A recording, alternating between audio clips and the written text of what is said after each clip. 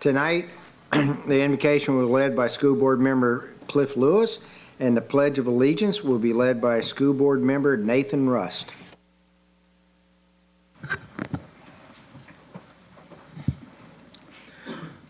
Heads bowed, please. Gracious Father in heaven, thank you for blowing the breath of life into us this morning. Thank you for allowing us to see a day that was not promised. Heavenly Father, we pray that your will will be done in this meeting this evening. We pray that our gifts, our talents will be put on display for your glory and the glory of our loved ones and not ourselves. In Jesus' name we pray. Amen. Amen. I pledge allegiance to the flag of the United States of America and to the republic for which it stands, one nation, under God, indivisible, with liberty and justice for all.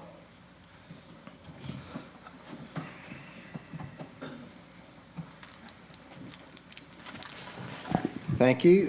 Madam Secretary, would you please call the roll? District 3. Oh, wait, this is bad. This is an old one. District 1, Mr. Blue. Here. District 2, Mr. Lannis. District 3, Ms. Powell Lewis. Present.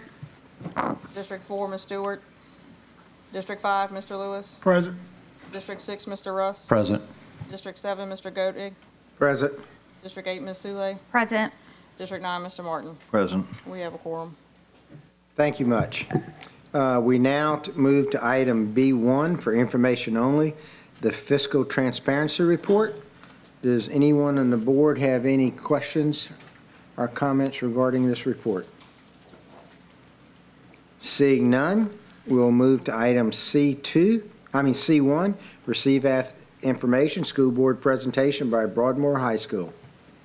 Good afternoon, Vice President Gode, members of the board, those of you who are here and those who are watching at home, and keeping with our regular cadence of having our schools come to us and share information about the work they are doing. We have with us tonight a gentleman I've known for a long time. He is an individual I consider a friend, so I'm excited about the work he's doing at Broadmoor High School. Mr. Wells is one of the few principals who calls me every single week, early in the morning, before 5 o'clock, just to check in and see how I'm doing. So I sincerely appreciate him doing that. But tonight, he is one of the best principals we have in the school system. They had some of the highest gains in the district in our high schools last year. So I'm excited that he's here to be with us tonight. I see he brought the whole school with him, so glad that the Broadmoor is in the house.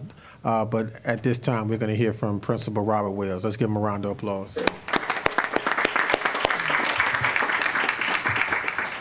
Okay. Good afternoon, everyone. Vice President Gode, Superintendent Mr. Cole, and all other board members that's present here tonight. It is indeed an honor and a pleasure to be here to share with you the story of Broadmoor Senior High School. It's been a journey that I wouldn't trade for anything in the world. I know Broadmoor Senior High School is one of the best places in the district for students and educators. I have some of the best people in the world to work with. So before I get started, I just want to say thank you to my family at home, because it takes, you have to have people that live with you at the house. My wife and my kids that understand being a principal is not an easy task, because they let me work. They let me do my job. And I want to thank the people that I work with at Broadmoor Senior High School. I'm not going to call everybody's name because everybody been tugging my coattail before I came in to say, Mr. Wells, make sure you're brief. So it's been a struggle, you know. The data presentation was almost 5 hours last week, so I tried to figure out how I was going to condense that into 15 minutes. So I just want to let y'all know I failed. I failed. I'm acknowledging my shortcomings, so I'm going to take a point of personal privilege, and I'm going to need my extended time this evening. So.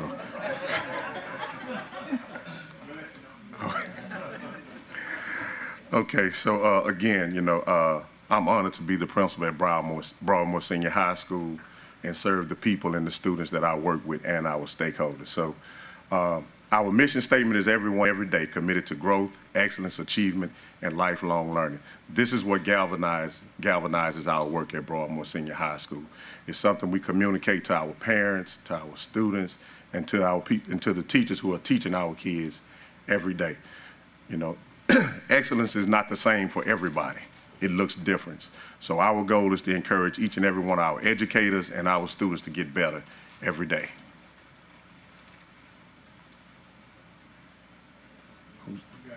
Oh, they know I don't do technology. Oh, I went too far. You gonna do next slide? Next, right there. So one of the things that makes us unique at Broadmoor Senior High School is our diversity. So I have to say good morning in about 5 or 6 different languages every morning because I feel like my students need to be greeted in their native language because it means a lot to them. So, and not only that, if you pass by Broadmoor Senior High School any day of the week around 6:40, you'll hear songs in the morning. Sometimes it's Selena, maybe a little Randy Travis or a little Motown, because that's the culture of my school. So we start our morning off every morning with something positive. So, you know, Bom Dia, Sin Chao, Buenos Dias, Assalamu Alaikum. I have to say that every morning because it means so much to my students. When we get new students and they figure out what's going on in the morning, I'm greeting everyone in their native language. They'll come to me and say, hey, Mr. Wells, they'll write it down. So last week we had a young man that came in from West Africa. So he came and he said, I already know it, it's Nanga Deaf. He didn't understand any other words, but when I said that, his eyes lit up. So he'll see me, he greets me in the morning on the breezeway, Nanga Deaf. And that's how we start our day. So we're 76% economically disadvantaged, 61.3% African American. We're 30.4% Hispanic students, and 4% white and 3.6% Asian. So we're a very diverse school. So that's one of our core principles. We value and respect diversity. Next slide. So when I first got to Broadmoor Senior High School, we were an F. We've been putting in some work, so now we're a D, 54.9. But that number, behind that number is a tremendous amount of work. For example, in 2023, we only had one certified English teacher. She was teaching English 2, but she filled in with the English 1 classes. She helped those substitutes that showed up every day. She provided the assignments for those students, and she graded those assignments and the assignments for her students. Last year was our first year being fully staffed in Algebra 1. For the last 2 years before that, we only had one Algebra 1 teacher, and that was Ms. Johnson, and she is present here. So that's the type of people that we have at Broadmoor Senior High School that has enabled us to make that growth and that positive impact on our students. Next slide. So the next few slides is going to take a look at some of our data and our performance from last year. Next slide. Okay, so last year in geometry, before we got started, one of the things that we wanted to do was we took a look at our data from the previous couple years, and we noticed that we had a high number of students who were scoring unsat. So we started the summer off planning with our teachers, and we came up with some goals. We wanted to decrease the number of students who were scoring unsat below 50% in all our LEAP assessment categories. So in geometry, we decreased the number of students scoring unsat by 7%. and we increased the number of students scoring 5%. So the overall number of students who were scoring unsat got down to 31% for geometry. So hats off to my head football coach. He teaches 6 classes, and he's the football coach. So they did an outstanding job along with Ms. Ferguson in geometry. Biology, we increased by 6% in the number of students who scored approaching basic, and by 4% the number of students who scored master and advanced, and that happened with 1 biology teacher. So we've been doing some phenomenal work at Broadmoor Senior High School. U.S. history, it has been an area of, it has been a struggle for us.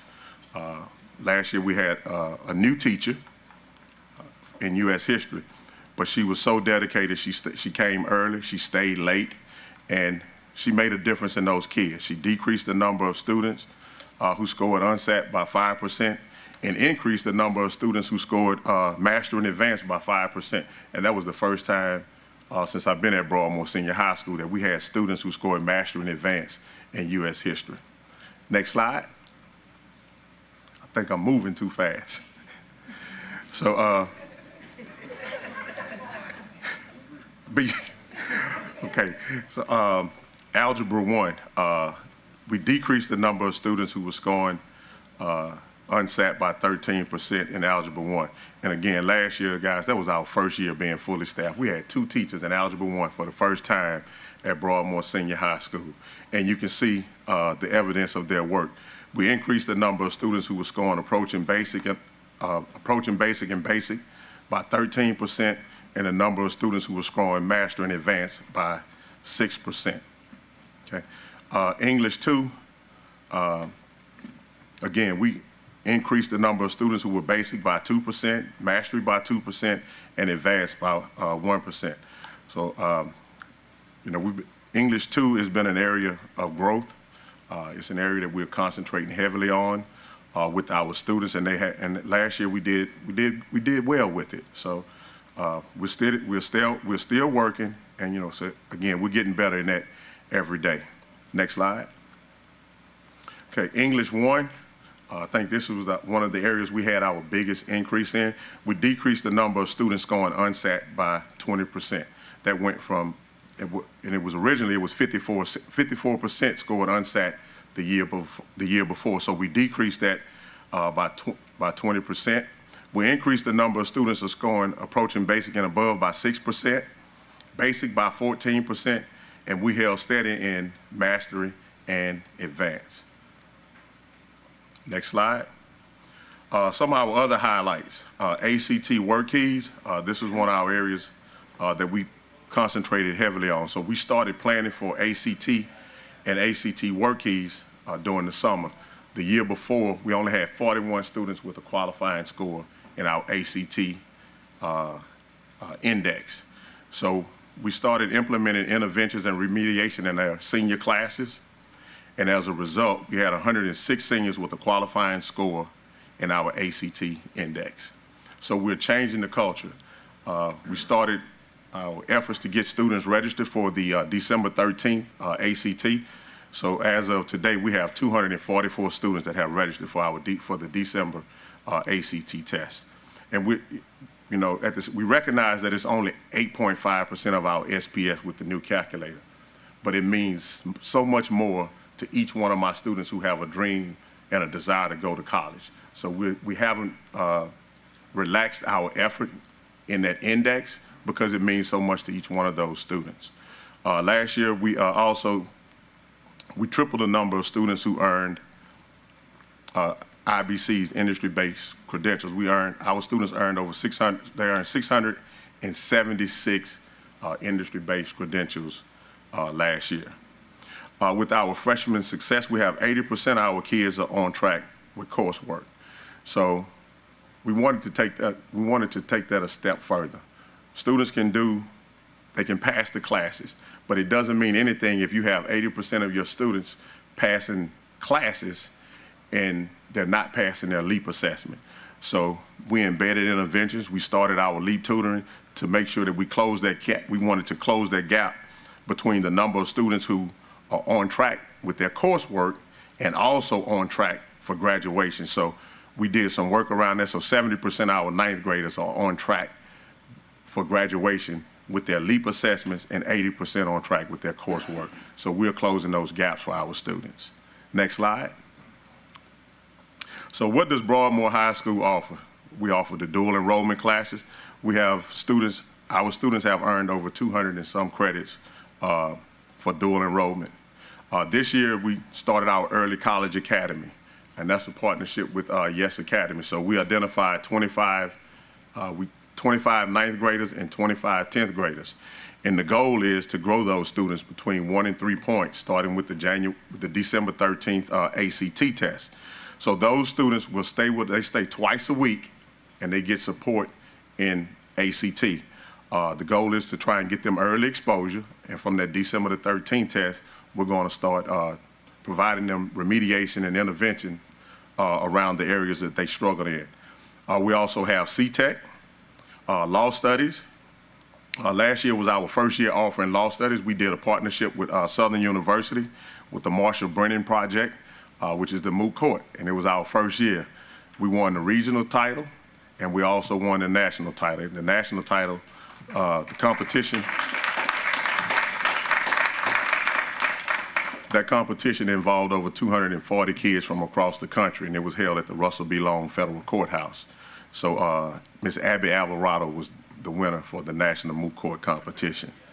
We beat all the other high schools in the district. Just thought I'd put that out there. We also, we offer all the extracurricular activities. Our boys basketball team, they made the playoffs last year. We had a young lady who finished her first year wrestling. She finished 3rd in the state in wrestling Class 4A. And we also had one of our students that swept the Class 4A state track meet championships. I put that out there as well. Our pathways, we offer construction and management. We're really excited about bringing welding back to Broadmoor Senior High School. The students are very serious about it. They're engaged in the welding classes, and we only have 6 bays. We only have 6 bays. We need about 6 more bays. We need about 6 more bays. Okay, 6 more bays. We only have 6. Did you fill out your request form for the high school experience? Absolutely, absolutely. A matter of fact, I even got somebody else's form and put some stuff on there for Broadmoor. And of course, we offer the liberal arts. We have a ton of business courses because so many of our young people are involved in making their own money. So we're trying to get them to focus. Don't treat this as just something you do. You can actually turn this into a career, a real business for you.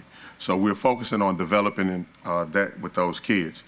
So we also have the Great 28, which we use billable, and we have the kids do their career assessment in billable, which connects to what we're doing with them in 9th grade. So 9th grade, we want to make sure you're on track for graduation. So we get you in 10th grade. Let's find out what you want to do. We find out what you want to do, and we set you on the pathway to getting that done. Next slide. Okay, we are still building culture and winning. It's what we do. In education, people talk a lot about strategies, and strategies are good, but culture trumps strategy any day. So if you develop a culture for excellence, and that's what you participate in every day, and you communicate that to everybody in the building, it's going to produce results. So last year, 96% of our seniors who were on campus graduated. So controlling those things that we can control, we did an outstanding job. So there's hats off to everyone that worked with those young people at Broadmoor Senior High School last year. Because we started the year off, we had 75 kids that needed to pass a LEAP assessment. So we got those young people. We didn't let them leave early. We brought them in after school. We pulled them from their elective classes. And I think 68 of those kids met their LEAP requirements. The other kids had circumstances beyond their control that, they just couldn't get it done. But they came in and they worked. So we're demanding excellence from our kids, and they are responding. This year we started working on our attendance goal. Last year it was not where we wanted it to be. So this year our daily attendance for our students is up by 6 points. And we know if we have them in the school, we can teach them. If they're not at the school, there's nothing we can do for them. So we're being very aggressive in tracking our students who have chronic absenteeism, communicating with the parents. I just told some of them today, you're on the home visit team. I said, what that is, Ms. Well, these kids that haven't been coming to school, we're going to get out and help by going to their houses. We're going to try and find these kids and lay eyes on them. Next slide. Okay, our students are wrapped in support. So we try and do a lot of things for our students because trauma is real. Trauma is real for our students. So we have the Buck Bites, which is our pantry. We have the Buck Cove, which we just started as a partnership with United Healthcare about 2 weeks ago. So the Buck Cove is a place where students can come and get personal hygiene items if they need them. They don't have to, they can do it very privately. They can fill out a Google form, or they can go see their counselors and say, hey, this is what I need, and we'll take them down there to the Buck Cove and let them get it. So their partnership with United Care, they gave us $10,000 to start that initiative. So if you want to donate something, just come by Broadmoor Senior High School. We'll gladly accept your donation, okay? And just some of our partners, United Healthcare, the BHS alumni class of 1980. This group showed up my first year as a principal and presented us with a check for $6,000. And they gave us that money to do PBIS activities for our students because kids need to be rewarded for their hard work. And they also included the teachers. And my teachers will tell you I take real good care of them. I think that's why some of them want to come from across the district to Broadmoor Senior High School, because I take real good care of my teachers. We also have Our Lady of the Lake Health Clinic, and that's very important. Having this clinic on our campus, it serves a great purpose to for our students, because some of us take health care for granted, but the reality of it is some of our kids don't have access to it. So this is the way we get them access to it. So they take very good care of our teachers, and every now and then they check my blood pressure too. Okay. So we have Southern University Law Center. We have Yes Academy, Jeremiah's Italian Ice. They do a lot for our teachers and our students, and I can't say enough about Yes Academy. So we also have the Pink Blossom Alliance that just joined us this year, and the Borough Blueprint Initiative, which is going to help some of our students out with providing them, with the medical support for mental illness and things of that nature. So, because that's real too, it is absolutely something that's not addressed in our students' daily lives. So we try and make sure that we provide them with that type of support. So they have access to 2 counselors on our campus. So if they have any other needs, the health clinic, they can go to the health clinic, they'll contact the parents and make sure that they're supporting them. If they need meds, they'll make sure that they have the meds at school. Next slide. Okay, this year, this summer, with the implementation of the new school performance score, we set a bold ILT goal. By the end of the 25-26 academic school year, 85% of the students will increase their LEAP 2025 score by at least one subgroup achievement level. That's bold.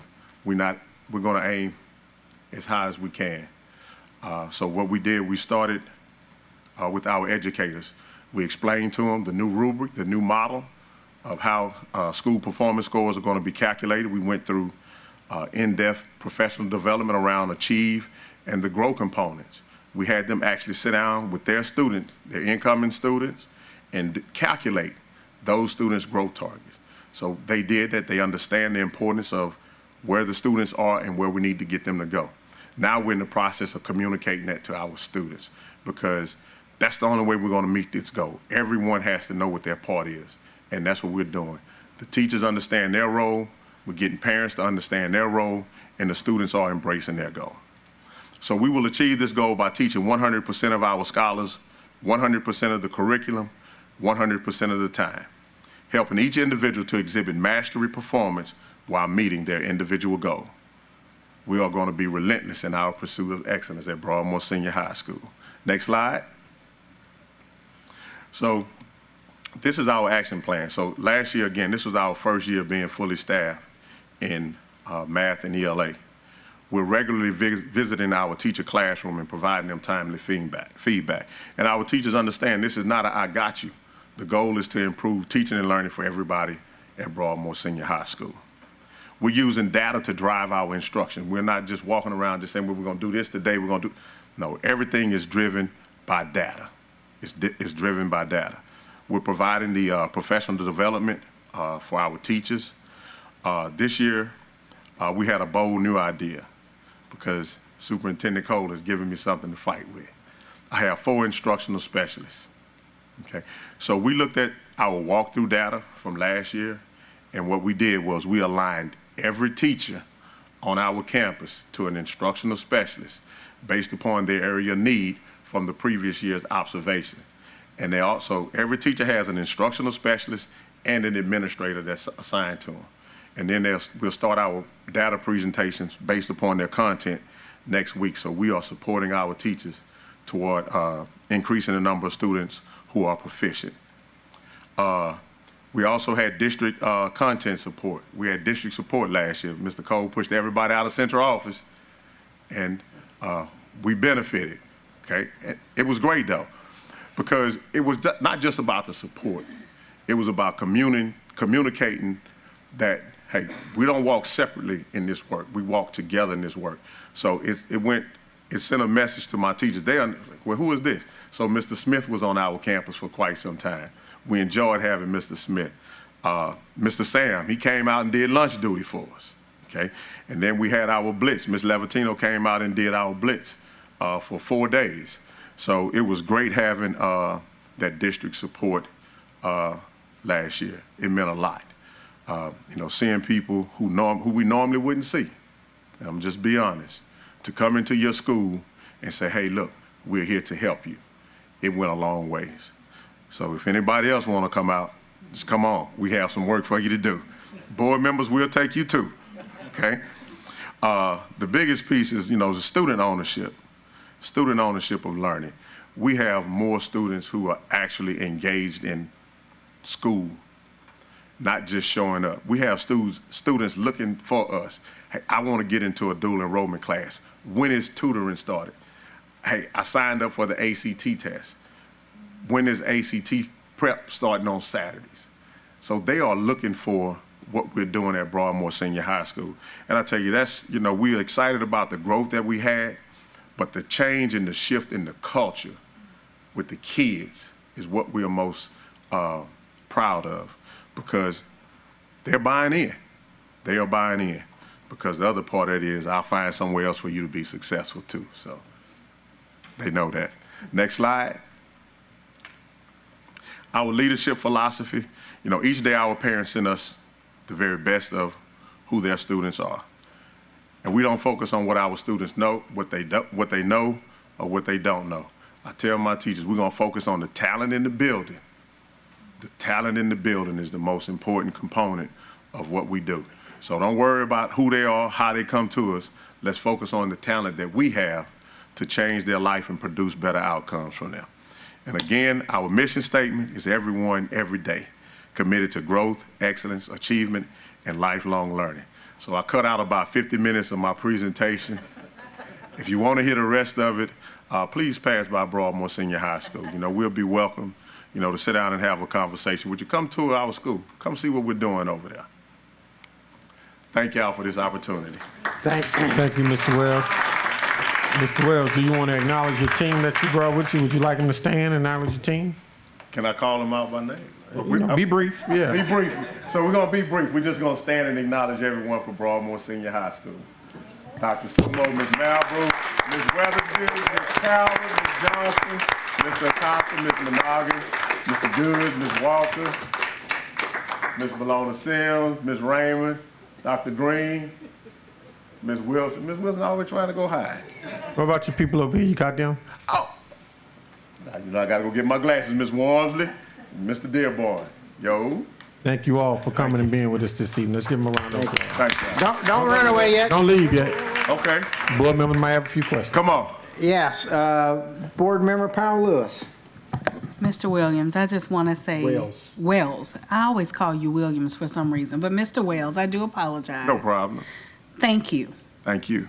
This was refreshing. When I heard you mention Marshall Brennan, I hadn't heard that in years. I used to be a Marshall Brennan teacher at Bel Air High School, so I appreciate that. And then the other is, Mr. Cole, you know what I'm going to ask you? How can we get him throughout the district providing support for principals who need it? He's already agreed to work with 3 principals that he started to provide support for. So we're sharing the wealth, sharing the knowledge, and he's doing a fantastic job of coaching young principals. Thank you. Mr. Wells, I'm going to remember from here on out. Thank you. No problem. Thank you. Next, Board Member Baloo. Thank you. Outstanding presentation, Mr. Wells. You mentioned a bunch of ways that you build culture in the school, and one of those was a weekly song. I was just curious how what the weekly song is, how you do that. So it's every day. It's either what I'm feeling or if it's something one of the teachers feeling. And so they'll send it to me.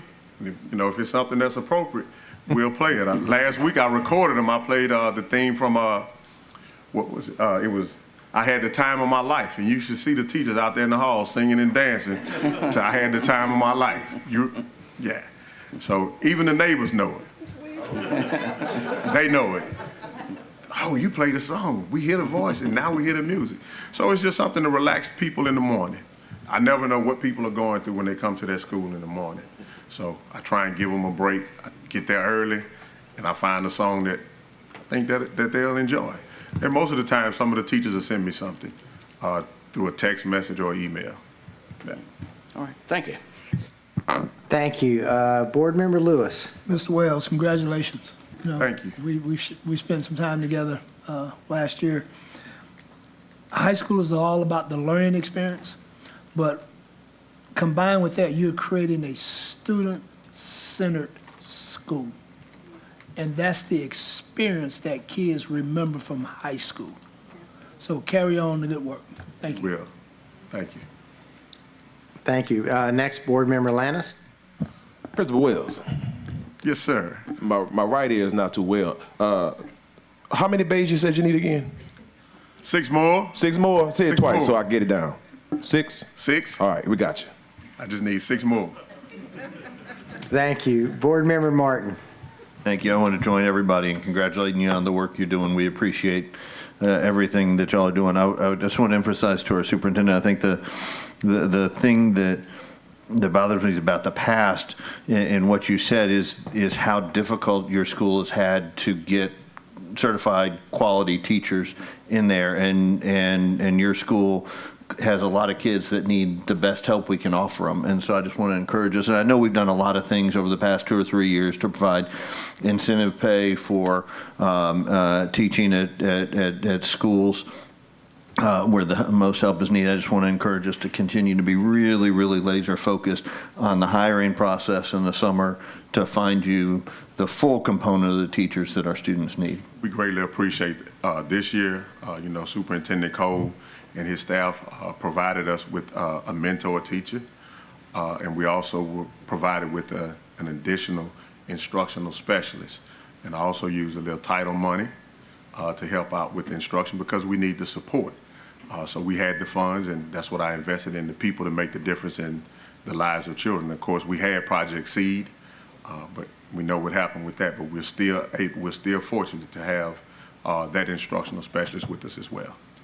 That's terrific. Thank you, everybody. And I also am excited about your freshman success program that's worked really well at Terra High, and I think it's got some great principles that can really help our kids a lot. I think you're seeing the early data on that, so I'm excited to hear about that. Yes, sir.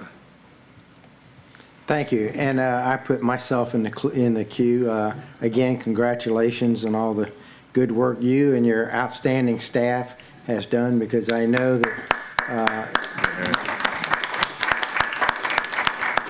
that they bear the brunt and the joy that goes into all of this work. I also have to admit that my wife grew up on Goodwood Boulevard and is a proud graduate of Broadmoor High. I will not tell you the year because she would probably get me on that, but so Broadmoor has a good place in my home. Well, I'm glad you put yourself in the queue, Vice President Gode, because I was going to call on you before I left anyway.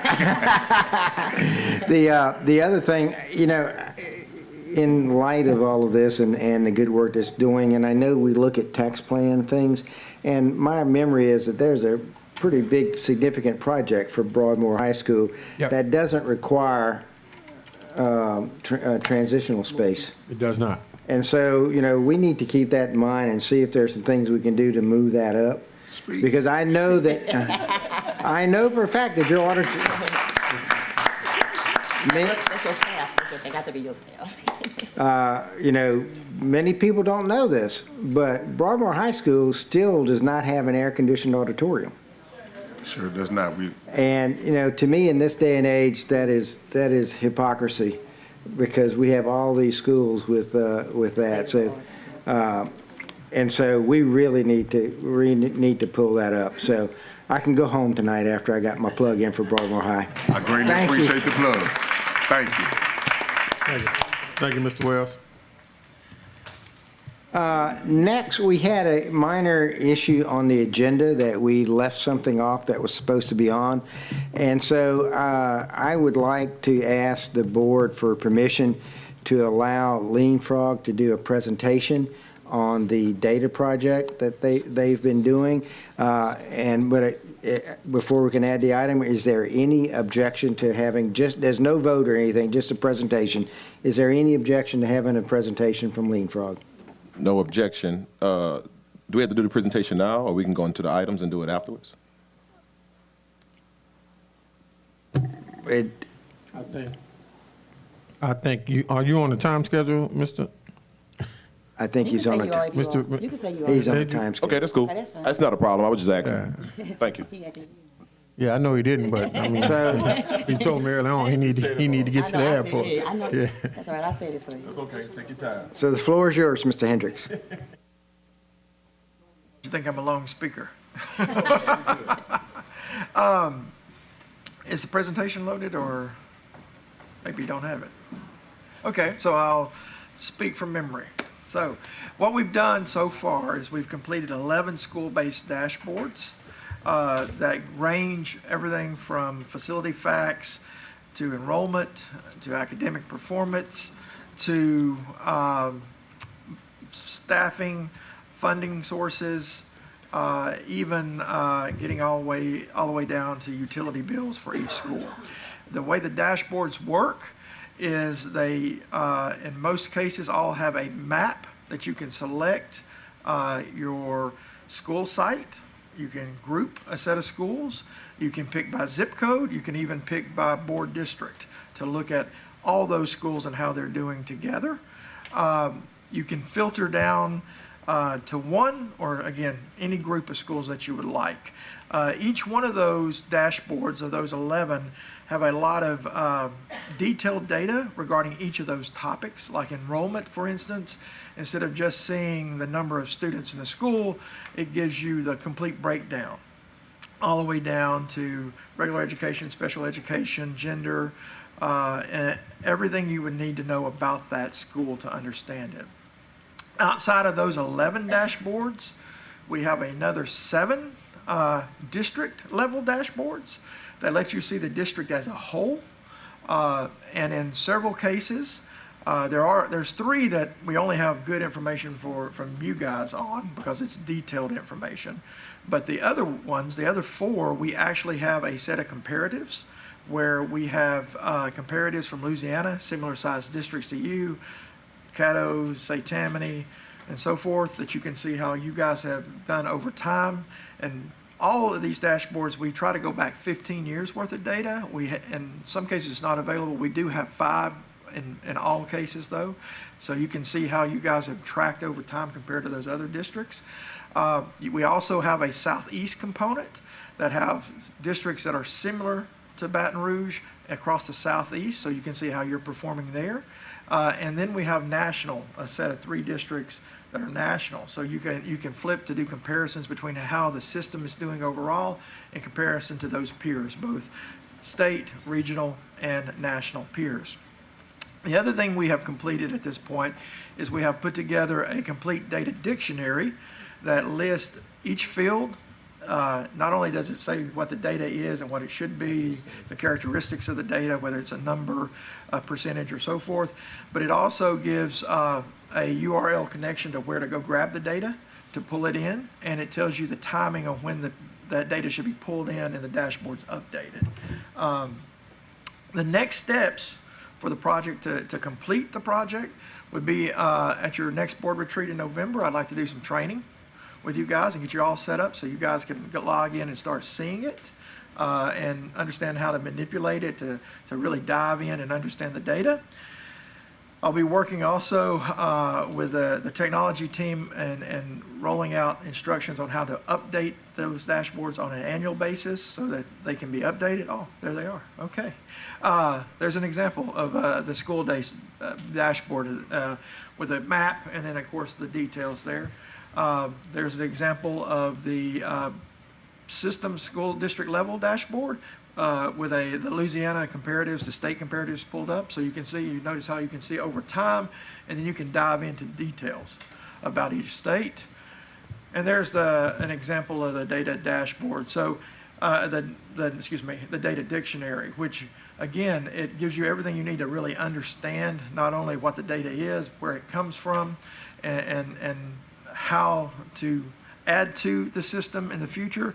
This basically, the way it's designed, gives you a building block where you can slice and dice this data for different views, and you can easily expand it and grow it if you like as well. Again, the next steps, we'll do the training with you guys. We'll work with IT on making sure they are comfortable with doing those updates annually. And then we'll also work with the staff to publicly put this on the EBR website so that your community members can have access and can pull out information that they need as well. So those are the only tasks remaining. Otherwise, hopefully in November, I'm going to send you some access and we'll dive in. I can't do it in 5 minutes though in November. That's going to take me a little bit of time to walk you guys through. So I will be long-winded then, Mr. Landis. As long as it's not as long as Principal Wells. No, I'm kidding. I'm kidding, Principal Wells. It's a joke. Any questions? I just want to thank you because this is a lot of work pulling all of this together. It's the kind of thing that, most of this data existed somewhere, but finding that somewhere was always the problem. And you get one piece here and one piece there. So this was a big step forward for us, having all of this data in one place so that we can look at it, in total and really get context about how all these different pieces fit together. And so we look forward to getting into using this and also using this to really be able to step into a full long-range master plan and hopefully be able to start making some considerations about what might be in the next tax plan and those sorts of things. So thank you very much to you and your team, to all the EBR people that participated and worked with you. I know there was a lot of staff input to all of this, finding the data, but again, thank you and thank you your whole team for a job well done. Thank you. Thank you. Any other comments? Board Member Rust. No, thank you, Vice President Good. I said most of what I would have said, so thank you for the presentation, Mr. Hedrick. The basis for this project was kind of delivering a common framework for the board and the system and the public to have an accessible data source for everything about our schools, to be able to talk about our performance, our enrollment, our facilities, whatever it might be. And like Mike said, kind of lay the framework for our facilities master plan. So really, really excited to see this coming to completion.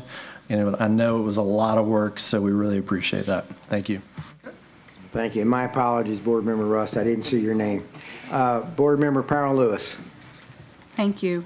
Just wanted to tell you thank you. I remember when we started this work and we would sit in those rooms and determine what all we wanted to have included in those data sources. So we know that it's been a long time coming, but we appreciate all of the hard work. The other that I have is, I know you gave us a bit of a timeline as in regards to our board retreat, but those other bullet points that you had there, what do you anticipate the timeline being for those other parts? I think as far as training on the updates, we can do that very quickly.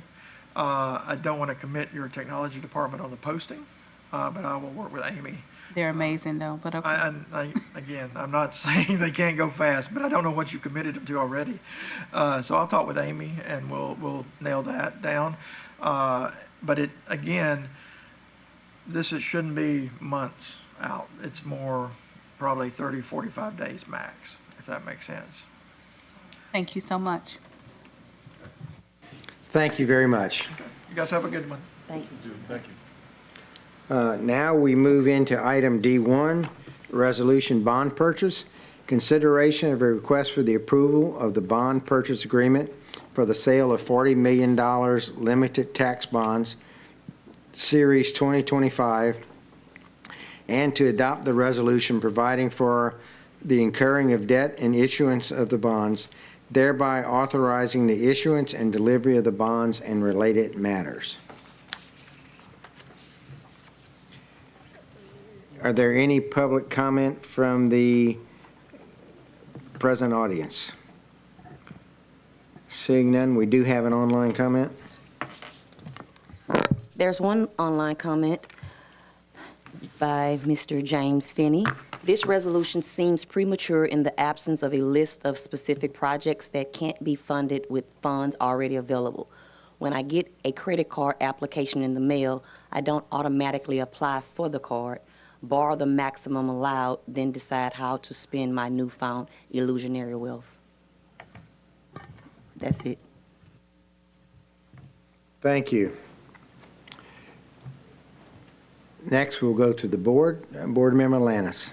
Thank you. One, I'm gonna move on the item, make a motion to approve, but I also add the caveat, can we get some understanding of how the money would be used by before the final passage of the item at the next meeting? Sure, absolutely. As part of our ongoing commitment and being responsible with the funding, leaders were first asked to submit participation data for all the athletic programs, fine arts activities, student clubs, organization, and workforce education initiatives in order to assess the percentage of students who are in all of those particular programs. That was phase one. We sent that out a few weeks ago to all of our high schools and asked them to talk to us a little bit about all of the kids who are in those various programs under the areas we're thinking about expanding the high school experience.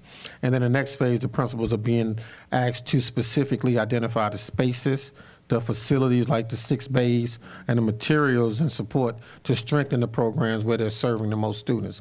Once they do that, we provided them with a very simple scorecard where they can use that scorecard to assess their needs and grade what they're asking for. Then they're going to send that back to us. We're going to create a team. We have a team that we're putting together to review those lists, and then we're going to bring that to the board for approval. So when we bring that to the board for approval, it would have gone through a very extensive vetting process at the schools. Those programs will be scored. The requests will be scored. We'll grade them and then have some individual conversations with high schools to determine what it is they actually are asking for and whether or not we approved going to the board to make that request to use dollars to pay for what they're requesting for. So it's not willy-nilly. They do have a process in place. They are going through that process currently, and we are evaluating everything that they're saying. We don't want to just do anything at the schools, but we did give them those criteria and categories to work within and think about how they're best serving their students, and then they are actually working with their students to determine what the interests are and where they want to go. And so we want to work to best serve the needs of students to expand the high school experience. Thank you. And I just want to say for the record, although we may not have had all of the background information, when you initially made the announcement, this was reported to local media and was expounded upon of how we were going to use it for one, performing arts, athletics, so on and so forth. So I just wanted to make sure we get that on the record as well. Thank you. Absolutely. Thank you. Board Member Powell Lewis. I just want to second Mr. Lannis's motion. Thank you. Thank you. Next, Board Member Rust. Thank you. I just had kind of like a couple questions about the process on this. So if this proceeds as a regular board meeting and we were to approve that, is this the last step before the bonds would be issued? Kelly's going to answer that question. Thank you, Ms. Lopez. So after this, we'll meet with the underwriters, and they'll finish up the process. But this is the last big, major part of it. So the funds will be available somewhere in December. Okay, so this is the last board action. And that's Yes. what I wanted to Yes. clarify. And then maybe you can answer my next question was, in terms of, like Mr. Lannis said, you know, if the bonds were approved and then sold, the money is received when we would receive that funding. Obviously, you know, Superintendent Cole wants to bring an item before the board to approve how we would spend that funding. But is that something that you have to build into our budget? Will we have to like revise the budget to appropriate that? These are going to be placed into a totally separate fund, a capital projects fund, and it will be only these funds. And of course, any purchase we make is going to be of a significant value, so it would have to come in front of the board. I see. Okay, so would it work similar to like a lot of our special revenue budgets? It'll be very similar to Fund 1, our Proposition 1, where we track all of the buildings built. It's going to be exactly the same thing. It's going to be a specific capital projects I fund. see. Okay, great. Thank you. That's all my questions for that. So, you know, I have had some reservations about this, mostly around uncertainty and not knowing, you know, what the future looks like in the next several years, particularly as we've made some real commitments to our teachers in terms of bringing them a pay raise and other things like potential St. George School District that we really just can't predict what that will look like. But, you know, after I thought about this really hard since we last met and talked about it and this item was coming up, I feel like it's too important of an opportunity not to invest in our students. And so I think we have to work diligently and faithfully as a board to make sure that we appropriate this money very carefully and thoughtfully and invest it in places that are going to serve our students the best. And if we do that, I support it. Thank you. Thank you. Next, Board Member Baloo. Thanks. Mr. Rust asked my questions. Thank you. Thank you. Board Member Martin. Thank you. I support this item. I want to particularly express my appreciation for the very thoughtful process the superintendent's laid out in setting these priorities, that this is not going to be driven by political decisions or directives, but by the actual needs of our students. And we've already heard tonight, just tonight, Vice President Gaudet was talking about the need to air condition an arena, the gym over at Broadmoor High. Tara needs a new track. There's all sorts of needs out there. It's demoralizing for some students to go in and see the facilities that we expect them to have to learn in. And it sends a signal, unfortunately, that we don't care about their environment, and that may send a signal that we don't care about them. So we can't afford to build new buildings every 10 years or something for everybody. But this kind of measure, I think, is long overdue to find some targeted priorities that can really show that we're concerned for the environment in which we're trying to educate our children. So I appreciate the superintendent bringing this. Thank you. Thank you. Do we have any other comments from the board? Seeing none, we will conduct the voice vote. All of those in favor say aye. Aye. Opposed? Madam Secretary, would you please conduct the vote? Please vote. Machine vote?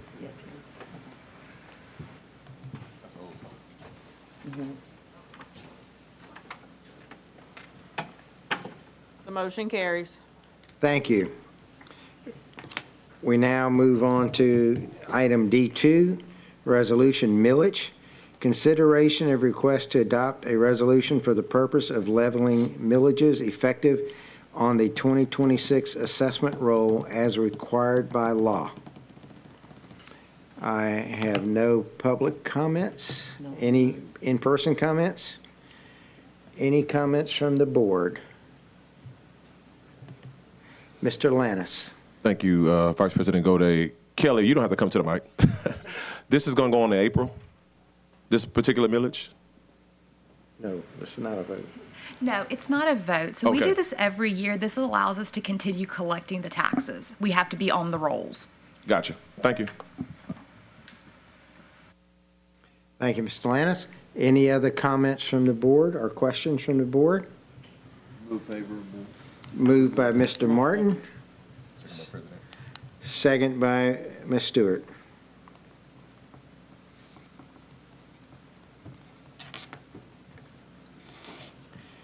Seeing no other comments, all those in favor say aye.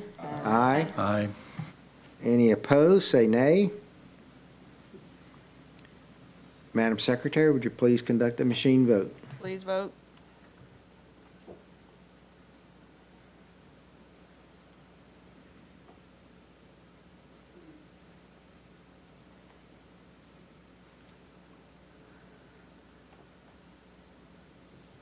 Did it pop up for nobody?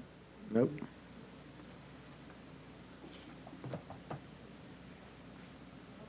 The resolution bond thing popped up. I mean, just.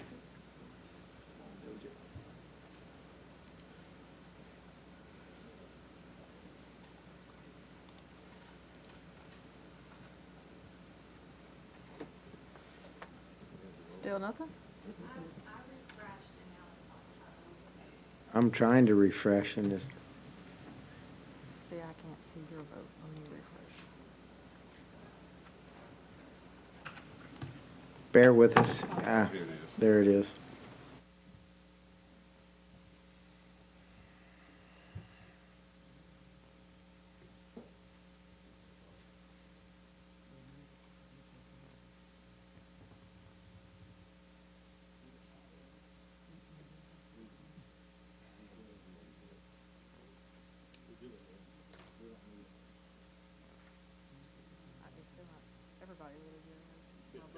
Yeah, all right. Motion carries. Motion carries. Next, we move to item D3, extern agreement, Louisiana State University. I voted yes on the millage. Okay. Consideration of request for the approval of an amendment to the extern agreement between East Baton Rouge Parish School Board and the Board of Supervisors of Louisiana State University and Agricultural and Mechanical College in the amount of $107,933 to extend the agreement for 1 year to provide up to 6 externs. I have no comments on the online. Any comments in person? Seeing none, we'll move to the board. Mr. Martin. I'd like the record to reflect I'm recusing myself from this item. Thank you. Board Member Powell Lewis. Same. Thank you. Do I have a motion? Moved by Mr. Lannis. Second by Ms. Stewart.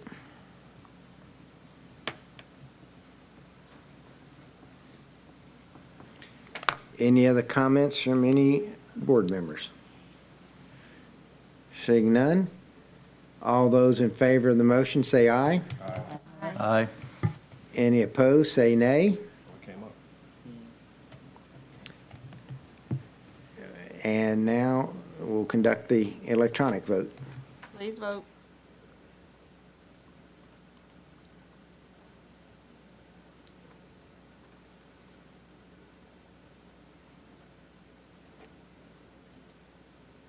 Next, we'll move to, are we good?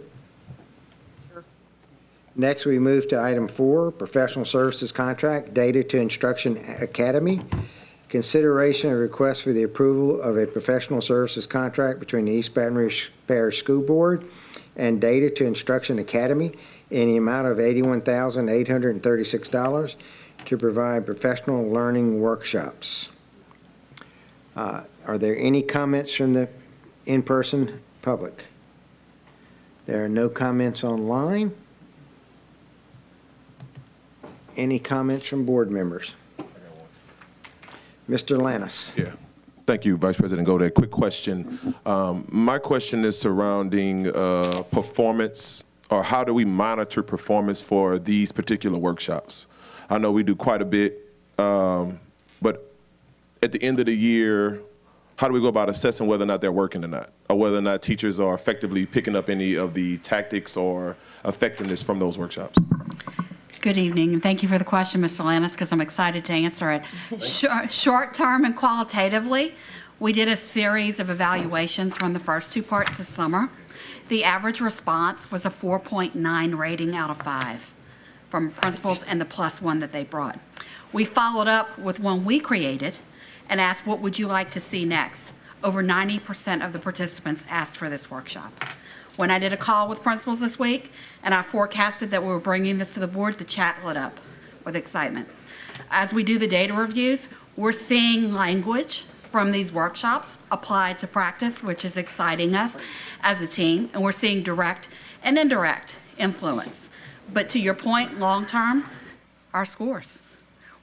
This process teaches you how to track CFAs, how to track your observational data. So we'll see those metrics move, and then summatively, we'll see the scores at the end. That's the goal. I'll just say for the record, Yes. which I'm going to turn to my attorney. You know, they always say, you never ask a question you don't already know the answer to. So I'm asking or bringing this up for the record because there are a lot of people who will say, you're spending money, why are you spending the money?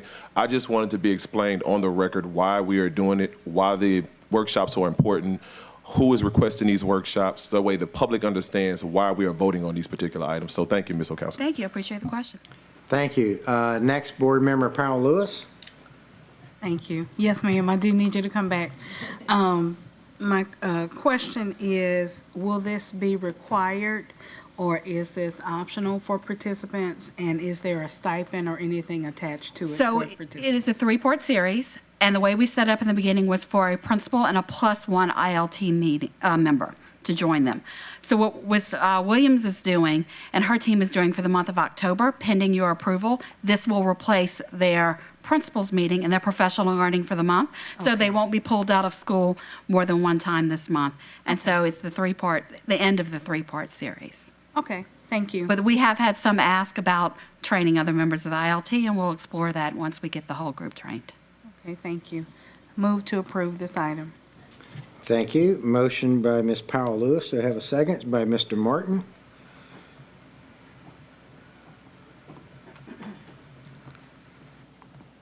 Are there any other comments from any members of the board? Seeing none, all in favor of this item signify by saying aye. Aye. If opposed, signify by saying nay. Madam Secretary, would you please conduct the electronic vote? Please vote.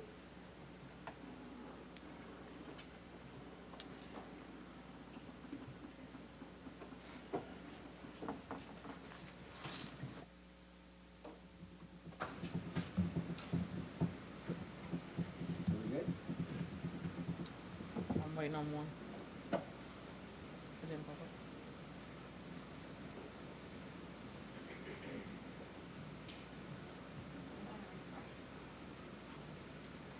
The electrons are moving slowly today.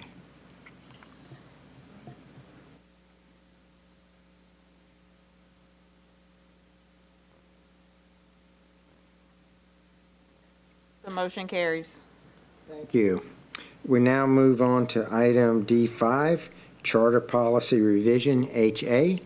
Consideration of request for the approval of all proposed amendments to the East Baton Rouge Parish School System's Charter Policy, HA, as identified in the supporting document. We do have an in-person public comment. Ms. Nyman?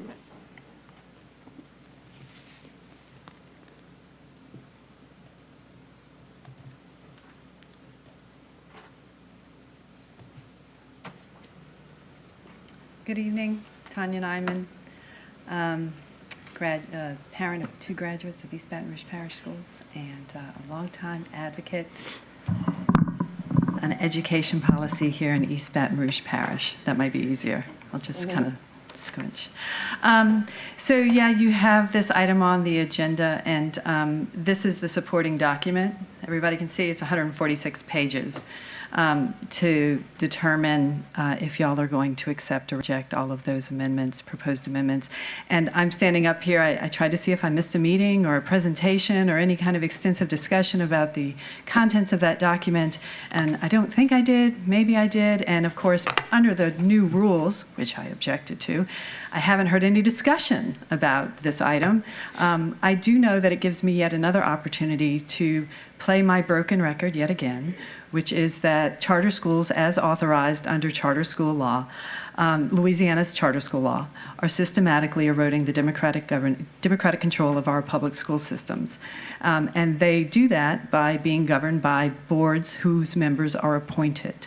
I've had charter school board members say vehemently, agree that charter management organizations should have the right to appoint those board members, handpick those board members, and that no, stakeholders should not have the right to elect those board members, parents of children who attend those schools, or maybe people who live within the community of that school should be able to elect those members at the very least. Nope. The charter management organization can handpick who serves on those boards, and then those boards are the ones that pretty much rubber stamp the business contracts that they enter into with the affiliated for-profit companies with the charter management organization.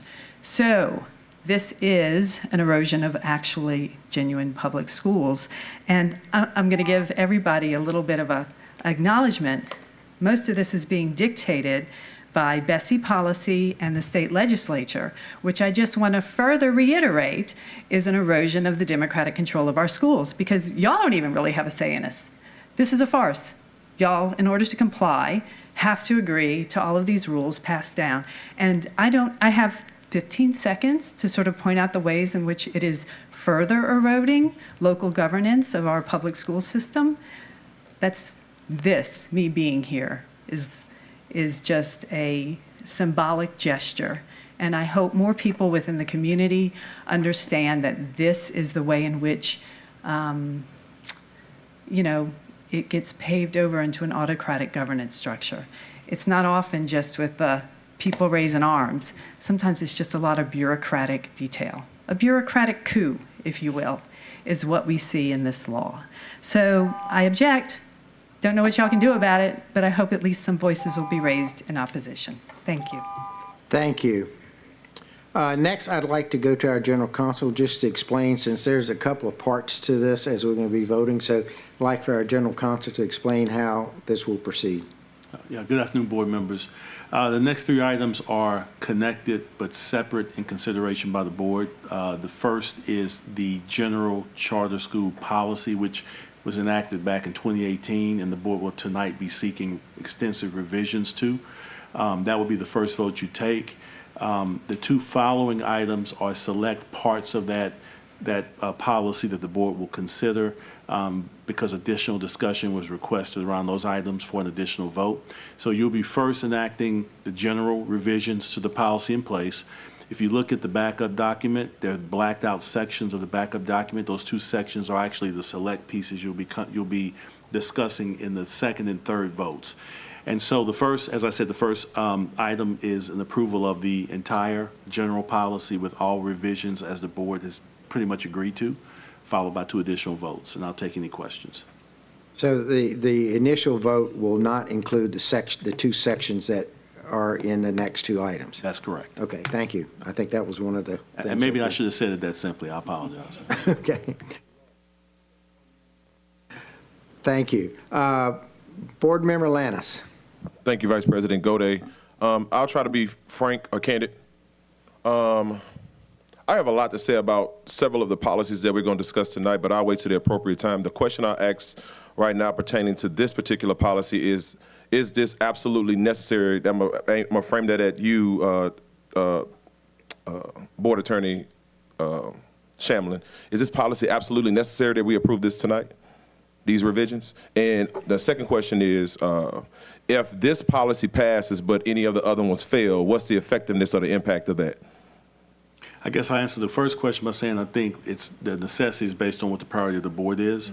We do have charter applications coming in within the next 30 days, I think October actually. And so I think the desire of some board members is to make sure there's some movement one way or the other on the policy to make sure that applicants know what it is the governance structure will be for the board with regard to charter schools. So if the priority is that, then yes, it should probably be approved tonight.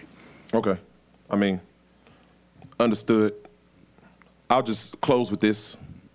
And this is my personal opinion on this particular item. And you're going to hear me say more about this as we indulge more into the conversation of the next two items. We as a board, over the course of the last several months, have discussed in detail to our community in town halls, with staff, with teachers, parents, the importance of right-sizing our district and allowing our effectiveness in seeing the impacts that come from our school realignment plan. We don't know what that looks like yet. And it's not me aiming this at you, I'm just looking at you. But we don't know what that looks like yet. So us putting the cart in front of the horse on this particular issue, and again, I'm going to raise a lot of questions as to why is this coming up now, and particularly because we don't understand those impacts. We have, as a board, talked a lot about what does performance look like for us as a district. Two, we don't understand exactly what our future footprint is going to look like with so many uncertainties that are still remaining out there, one of which is going to come up in 2026 that we still have to answer. But we are addressing these particular items now, and we didn't even have the opportunity to bring this to the community, which was discussed months ago. Now, I get we didn't have the time, we couldn't get everybody on the same schedule, but we still have months in front of us remaining in this particular year that we have not addressed with our community. So I'm just going to stop there, because we are going to have some other items that I will definitely have some conversation and discussion around. But I don't know, I just question a lot of the movement on some of these things and the rationale behind it. So thank you, I appreciate it. Thank you, Board Member Lannis. Board Member Martin. I move approval of the item. Do I have a second? Second by Mr. Russ.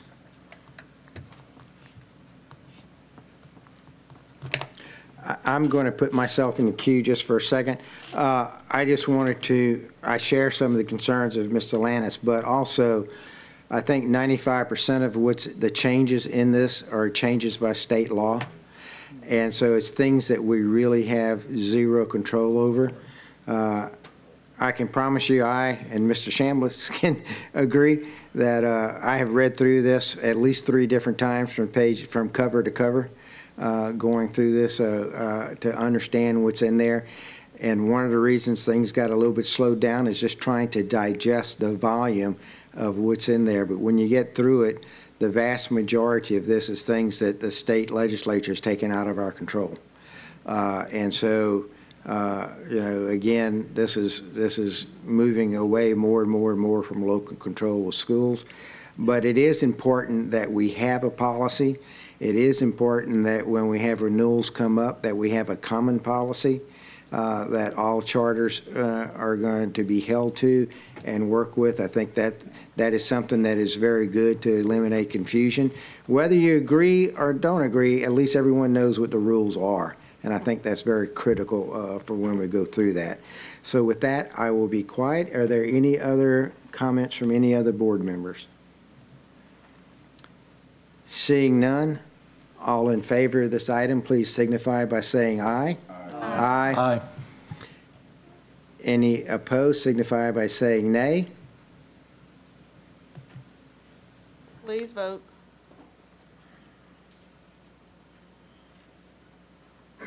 The motion carries. Thank you. On the next item, I'm going to read through this, and then I'm going to have Mr. Shamlin do a brief explanation of it. I think there's a typo in one of the things that he can address. So, item D6, Charter Policy Revision, Chapter 8, Charter School Renewals. Consideration of request for the approval of one of the following proposed options regarding the East Baton Rouge Parish System's Charter School Policy HA, Chapter 8, Charter School Renewals, pages 60 to 63.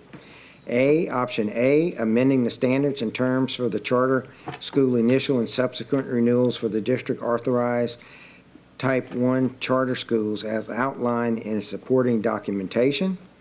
Option B, amending the standards and terms for the charter school initial and subsequent renewals for the district authorized type 2 charters as outlined in supporting documentation.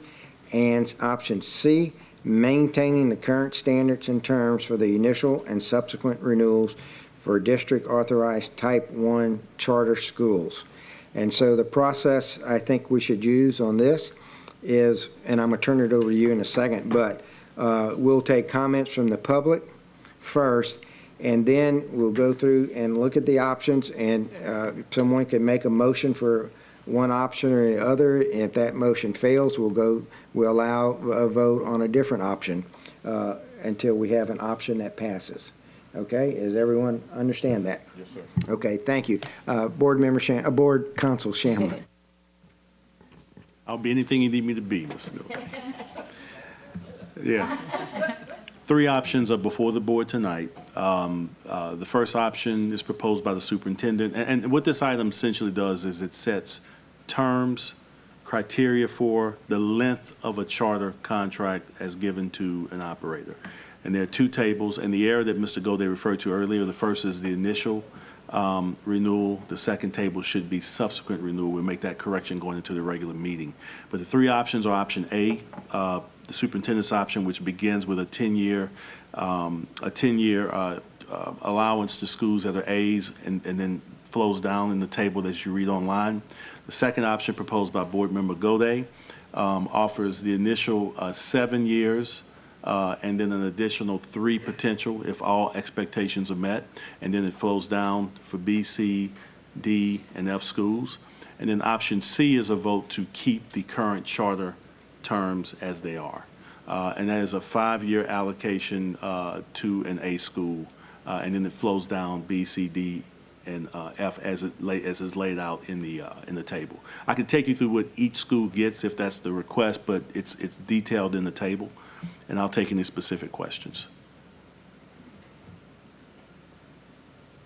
Are there any questions for Board Counsel? Seeing none, we'll move to board comments.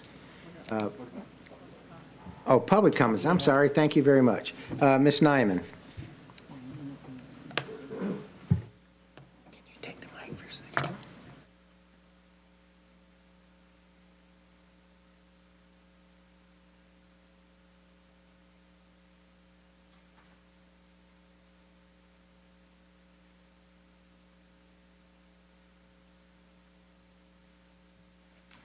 Thank you, Tanya Nyman.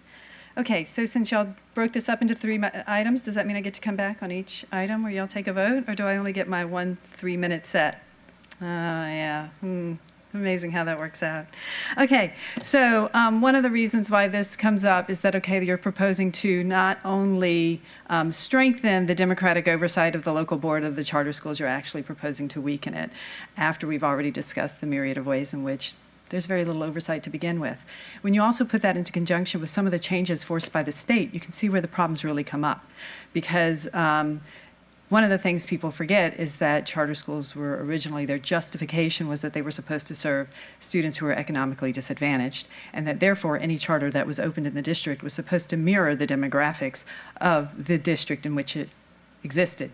And they've already changed those rules. And certainly right now we have a couple of charter schools that do not meet those expectations. Coach Lewis, this would be right up your alley because of course some of those schools appear to avoid that by not taking the responsibility of recruiting students from the demographic groups that they need in order to meet that criteria. And now they've used that as justification for why the state should weaken those criteria. So they don't have to serve requisite number of English language learners, economically disadvantaged students, or other things. And so they don't have to provide transportation or free or reduced lunch. And in this way, they can subtly affect the demographics of their schools. In other words, our schools are resegregating. So BASIS is one of the primary offenders in terms of being disproportionately white to the rest of the district. And now the state has proposed that not only that, but there is a disparity between the 2 campuses on BASIS. One has a higher percentage of white kids. The other one has a slightly less, it's still majority white, I believe. I can pull up the documents to look if you need it. But so now they won't even, the individual schools won't even have to meet that percentage requirement, which they've already reduced from the original passage. They can use an average of those two schools to justify having met those requirements, which would then allow them to turn around and justify getting their contract extended to 10 years without further review or oversight. And so the weakening of these rules, coupled with those other types of changes forced on you to state, thank you, Mike Godet, for acknowledging that y'all have zero control over charter school policy, because that kind of proves my point, and that there shouldn't be any consideration of weakening the rules. Retain what little power you have, please. Thank you.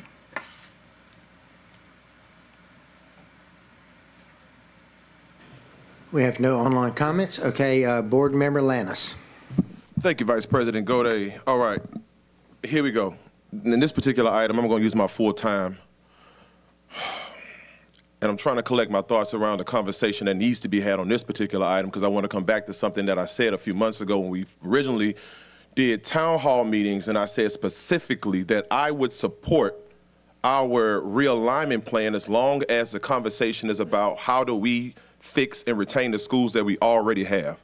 Mr. Charles Lucier put out an article about a month ago, maybe 3 weeks ago, when he showed specifically what's happening inside of outside districts, one of which is St. Landry Parish, where charter school opened up. That charter school took about 1,200 kids away from the district, which cost them $7 million, meaning they had to cut teacher roles for that particular district. He also came out with about a week later also outlining how many students that we're currently losing.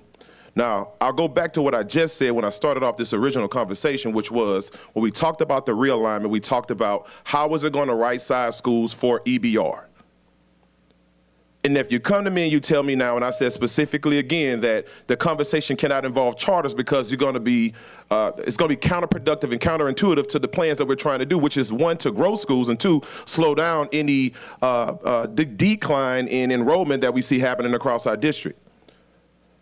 If we're bringing, I question why we even bring this policy forward today for several reasons. One of which, why are we giving charter schools 10-year renewals? This board has already said, at least I think 5 years ago, we're no longer doing 10-year renewals. And we said that for a reason, because we're trapping students inside of schools that are not passing and that are failing kids. I.e., let me turn to two schools, one of which was Children's Charter, which is when we made that rule and said we will not do that again. Number two was J.K. Haynes. Now, I have a heart for both of those schools, but if you are not doing the job that you are instructed to do, contracted to do, why are we rewarding you? Now, the conversation tonight you're going to hear is, this is for A schools. Now, the problem you got is that it's too much uncertainty around the school accountability scores. They have changed at least 5 times over the course of the last 15 years. So you could be an A school in this year, and then 2 years later, you could be a C or a D school. But guess what? You have now been locked in for 10-year renewal, or even a 7-year renewal. It's not the business of EBR school system to tell somebody, or tell a charter school, how you go about collecting your money for you to build a school. That's not our business. Our business is, one, compliance, and number two, it is accountability. We hold you accountable to the rules that we set forth because we are the LEA that has given you the renewal. If it hasn't been a problem with 5-year renewals for somebody to secure funding, what's the change in giving them to 7? I agree with Ms. Nyman, we're already setting ourselves back because the state legislature has already deemed that they have more power to say what localities do with their schools over the actual localities themselves. So now we're going to lock students inside of schools that are traditionally not working. And I want to say this again for the record. We are trying to do a realignment plan across our entire district. This was the whole purpose and premise of us trying to do a realignment plan, was to ensure that we put up guidelines and plans that help us to grow as a district. Now, there's a plan out there right now for charter schools. More charters are coming in at a time where we really can't take any more, and they want about 8,000 more of our kids. I want you to think about the money that you're going to lose. I want you to think about the issues that we still currently have inside of our schools, and I want you all to just think to yourselves, is this the right time to even bring a policy like this, and what is the appropriateness of even bringing a policy of this nature? We don't work for charter advocates, and I want to say for the record, I actually am a school choice guy. But I'm also all in for transparency and doing what is right for the direct run schools that we currently have on our books. Right is right. This ain't about politics. It's about kids. And for far too long, we have failed kids inside of this district, and we have to do what's right by them. And putting up a policy of this nature does not do that, especially when we're losing kids at drastic rates. We don't get paid money to advocate for charters. Other people do. And I ain't got no problem with the business that you have been set forth to do. In fact, do what you gotta do. But we have a job as school board members on this particular dais, and that is to protect, preserve, and grow what we already have. I only ask my board members to do what's right. I'm going for option C because I don't see a problem with it. It hasn't been a problem before, so why are we bringing this now? The conversation been had months ago, let's be honest about it, about bringing this policy anyway. People been talking. As I said before when I was referring to you earlier, attorney, you always ask the questions you already know the answer to. So I already knew the answer to a whole lot of this stuff. So do what's right. If it's not broken, don't fix it. Hold on to accountability, and let's hold those accountable who want to come inside of our district. Giving 10 years is not the answer. Giving 7 years is not the answer, because guess what? Now I'll leave on this. I will end on this. When you originally come in, you get 3 years. If you're in A school, you get 5. So guess what? That's 8 years. Every time you come before us, as long as you hit your marks, you're going to get 5 years. You could be here as long as 30 years, as long as you're hitting your marks.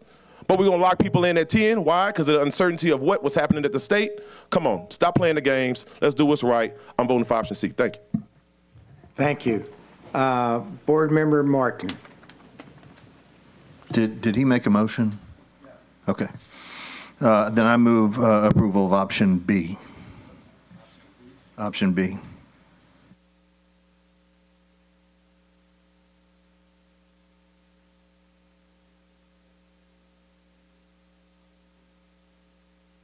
Yes, option B is the 7-year renewal with a possible extra 3 if if the school's meeting all expectations in all areas every year.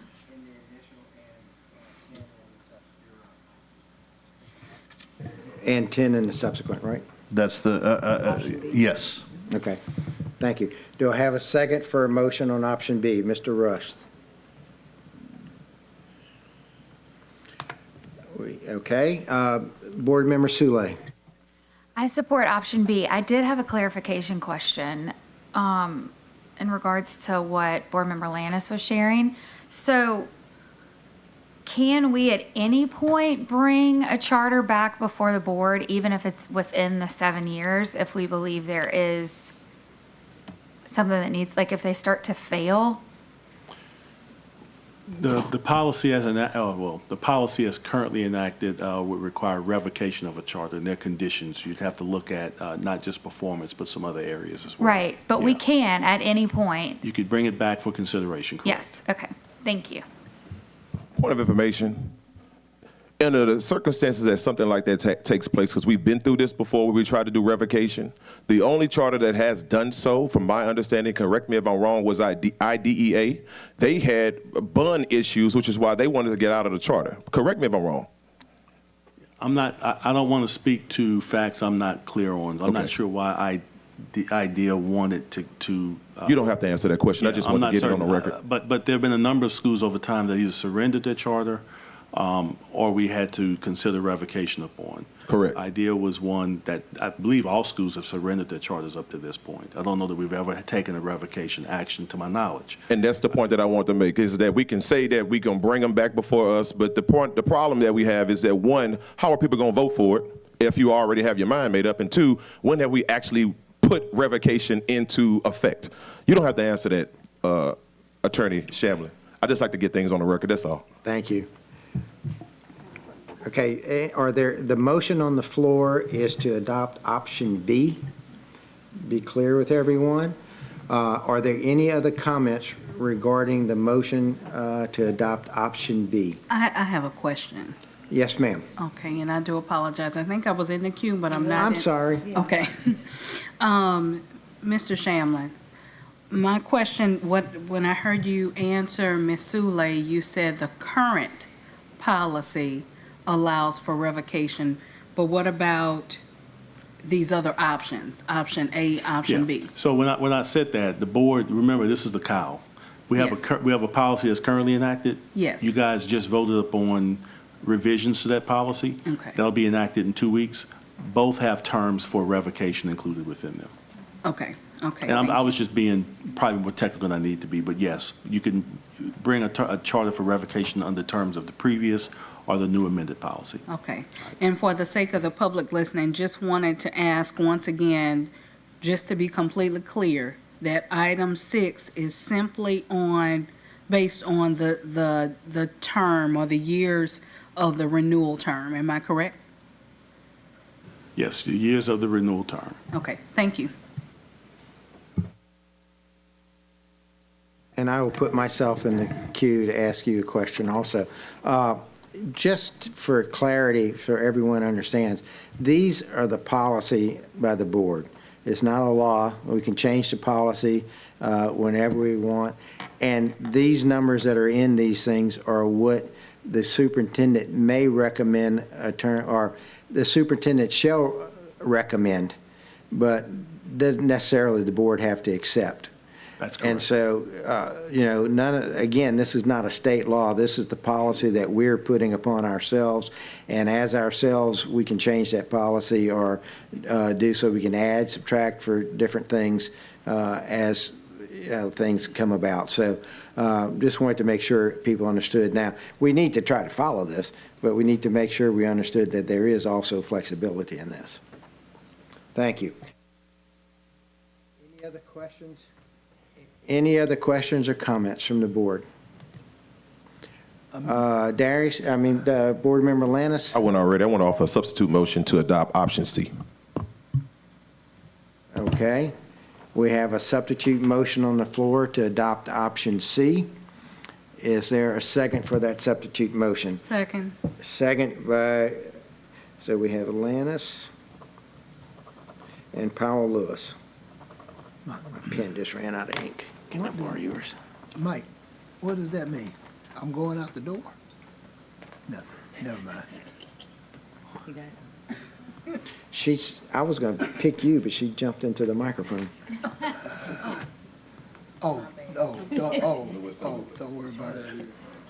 Don't worry, it's rough. Okay, on the streets. Board Member Lewis, would you like to speak? I want to go back to kind of piggyback on something you said, Mike. It says the superintendent. I think we need, this board, whether I'm up here or any one of us are up here, the board needs to vote. That needs to go to the board. Yeah. And whether that superintendent or any other superintendent sitting here can't just haphazardly say, because you're an A, I'm going to give you 2 years. It was recommend. Recommend, give, whatever. The board has to approve any additional years.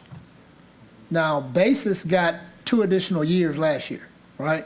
Now, maybe it's bad on my point. I was totally unaware of the fact that they could just be arbitrarily given an additional 2 years on top of the 5 that they'd already gotten. I won't make that mistake again. So we have on the floor at the moment a substitute motion to accept option C for the term renewals. Point of information, Vice President Gode. In option C, Attorney Shamlin, does it include ESS updates and transportation? Is that included? All of those provisions were in the previous vote, so those have been approved. Okay, got you. I was just making sure for clarity. Thank you. Board Member Lewis, you've spoken, but I'll give you a chance. No, go ahead. I'm fine. Okay.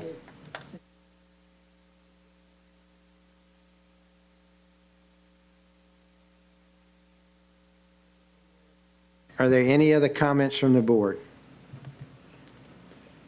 Seeing none, right now. So the motion on the floor right now is the substitute motion by Mr. Lannis, seconded by Board Members Powell Lewis, and it is to adopt option C, which is to maintain our current renewal terms for length of terms on the school board policy for charters. All in favor signify by saying aye. Aye. All opposed signify by saying nay. Nay. Madam Secretary, Please vote.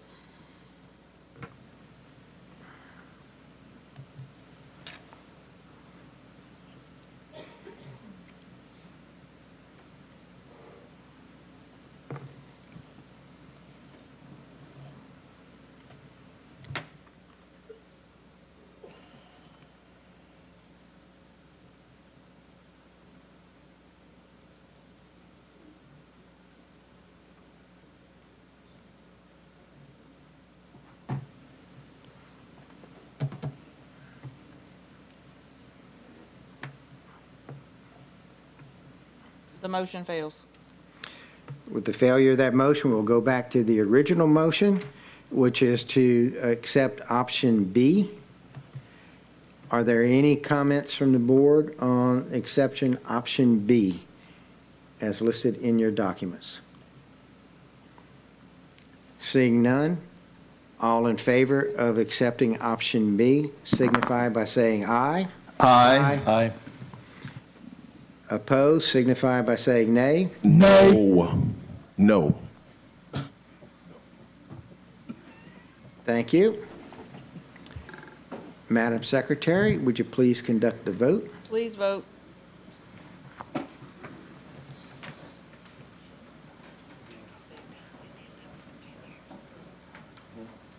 it down, you end up with the 10 years.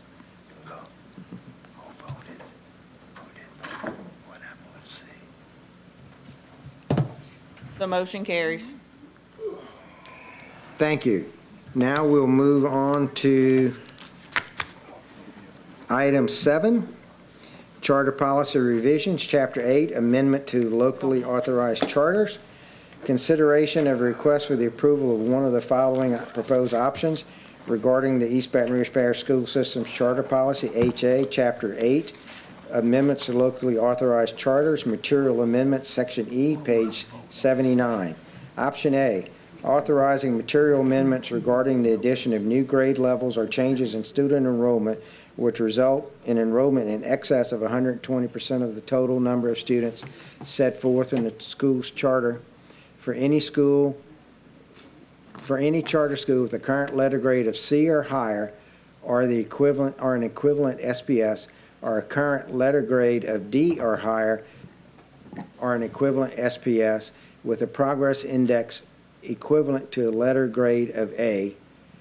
And option B, authorizing material amendments regarding the addition of new grade levels or changes in student enrollment which would result in enrollment in excess of 120% of the total number of students set forth in the school's charter for any charter school meeting with a current letter grade of C or higher, or an equivalent SPS, but excluding the provision allowing a current letter grade of D or higher, or an equivalent SPS, and a progress index equivalent to a letter grade of A. We do have a public comment by Ms. Nyman.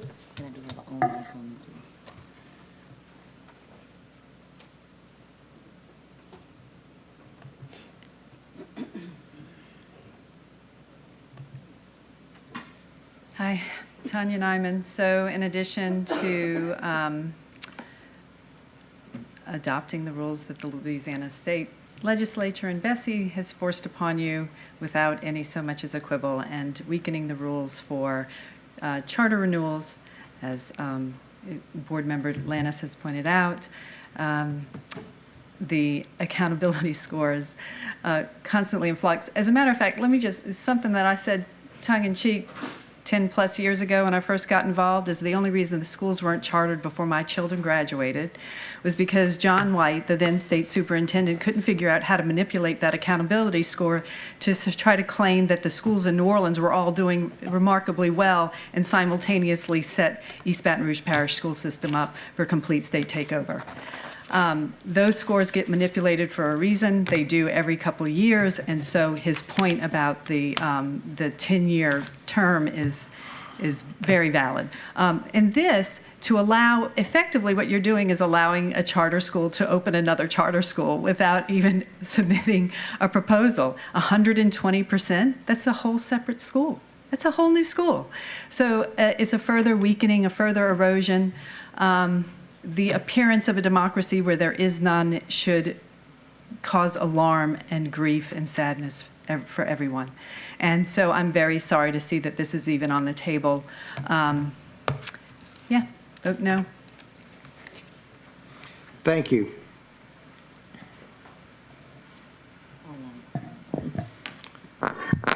There's an online comment from L. Williams. The board acts quickly to address the charter policy after being publicly called out, yet they move slowly when asked to address the gaps and opportunities in the disciplinary process outlined in the Student Rights and Responsibilities Handbook. That's it. Thank you. We'll now move to board comments. Board Member Martin. I move approval of option A.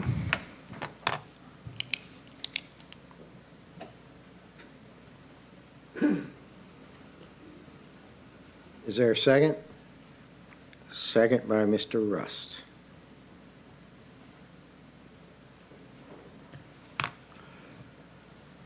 Is that your? Board Member Lannis. Thank you, Vice President Gode.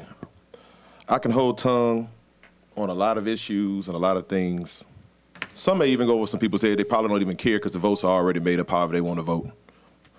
Because a lot of us are being told what to do rather than doing what is best for not only the district and for kids. I'm saying for the record, at what point do we actually focus on doing what's best for kids and putting that politics stuff to the side? I get you ran for office, people supported you, but when do you do what's best for kids, the ones who we truly need to represent, the ones who feel so encouraged to protect themselves that they got to bring guns and things like that to school? When do we focus on that stuff rather than looking and trying to push this kind of stuff forward before we even have a conversation with the communities that we are set to serve? I'm just saying this because I am high time about frustrated with coming in here and us doing this every single time. We play this game of fiddle and do as if we all are getting along, and the people who suffer are not the ones who sit on this dais, it's the ones who are still inside of schools. And I'm just being honest, I'm just really quite tired of it. And it's getting to the point where some stuff just really got to be called out because it's not right. Because people tell us what to do, that means we got to do what they say do.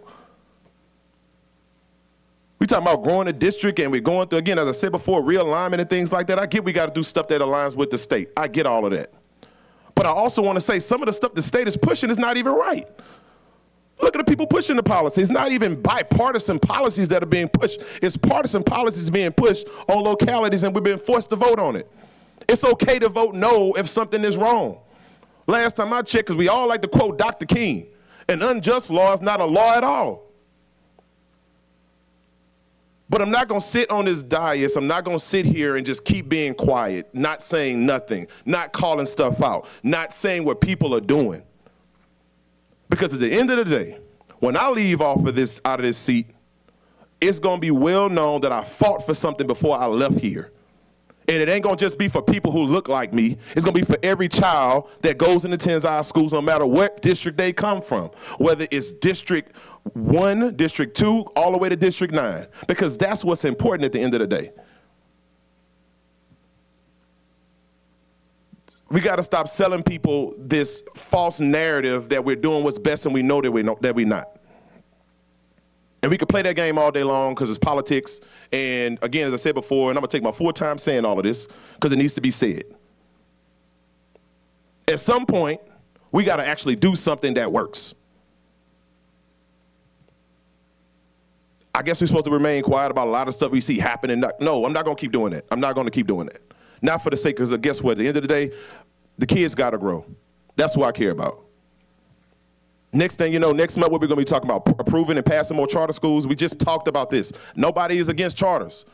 But if we're going to run this effectively like it's a well-oiled machine, like it's a real business, a real business, if you know that you're struggling, you fix the areas where you're struggling at. You don't try to create more chaos and add more to it. That's not what we designed to do this. We didn't sign up to do that. I know I didn't. Kids' lives are really being affected by what we approve and what we disapprove on this dais. That has to count for something. I'm just saying for the record, I'm not going to be quiet anymore. A lot of stuff has to be called out, and this ain't to hurt nobody, but at the end of the day, guess what? Kids, their futures, and what they can grow up to be while they attend our schools is more important to me than all of that stuff, including politics. So take it for good or take it for bad. It's about time that we do what is right for kids. Whether you agree with it or whether you disagree with it. You can shake your head, you can meet inside of your silos, meet inside of your groups. That don't bother me anymore. We got to do what's right for kids. Thank you. Next in the queue, we have Board Member Lewis. It was really disappointing about option C, because I'm looking at 3 people who helped craft that policy. But I know times change, people, ideas change, things happen.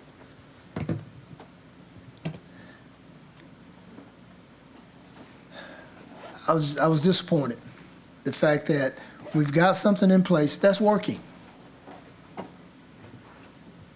If you're performing and you're doing your job, you're meeting your goals, you're hitting your quotas, you're going to get your renewals.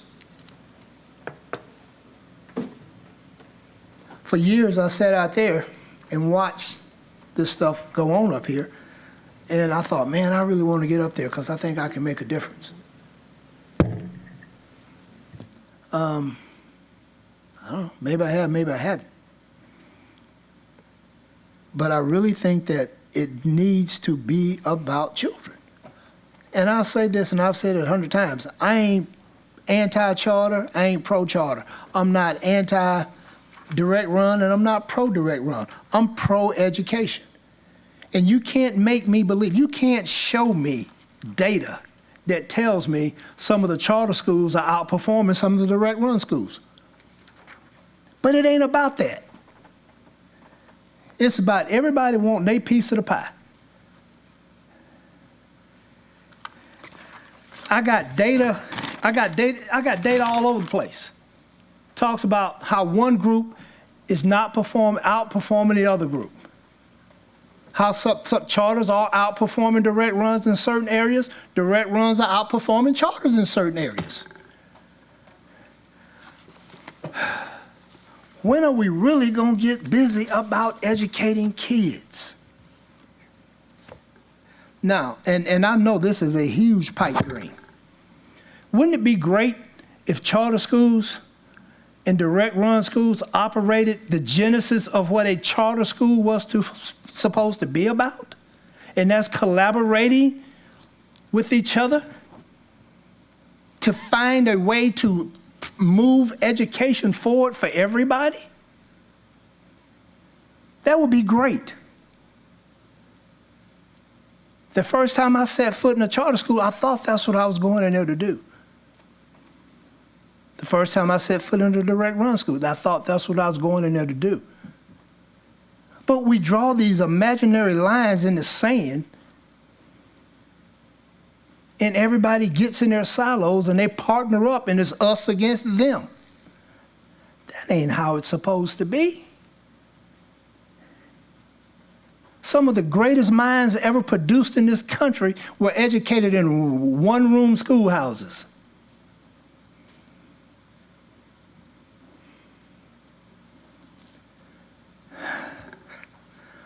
Hey, well, we'll see. Because I really thought option C was the best option. But I've been wrong before. But like Mr. Landis said, we just went through a realignment process. We're trying to get resources into all of our schools. Somewhere in that monster document that Ms. Nyman came up here with, somewhere in that document, Ms. Nyman, it says that teachers should be highly qualified. You'd be hard-pressed to find a handful of highly qualified teachers in direct-run schools and charter schools. No, ma'am. No, I'm fine. No, ma'am. So if we're going to go by the law and go by what's in the charter policy by the state, let's follow it to the law. Let's make sure we got some highly qualified teachers in front of our kids, and then they will learn, whether they're sitting outside under a tree or they're sitting in a direct run school or a charter school. It's about educating children. You got some charter schools that are outperforming direct runs. Great. That's what they should be doing if they're designed to do that. You got direct run schools outperforming everybody. That's great, because those two high schools I'm thinking about, that's how they're set up to outperform everybody.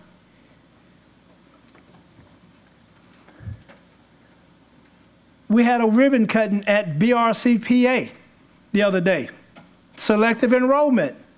You got to do all these different things to get in. I mean, you have to meet a criteria to get there. Wouldn't it be great if we could have the same thing at every elementary school in Baton Rouge? If everybody in Baton Rouge could have sing and dance and all that stuff, and like Ms. Law said, the original principal at BRCPA, then everybody could dream. But it's hard to dream when you got to dodge bullets on your way to school. It's hard to dream when you're in a classroom with a teacher who doesn't even know the subject matter themselves. Board Member Lewis, could you? I know, I got you, Mike. But I hadn't been over time in a long time, so I figured I was overdue.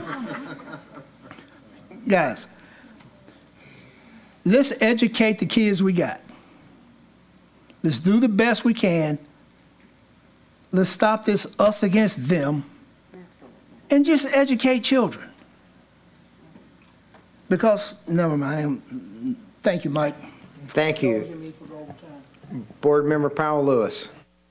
Thank you. Mr. Shamlin, I don't know if this is a question for you or for another member of the superintendent's team, but I know you gave us a brief synopsis for item 6.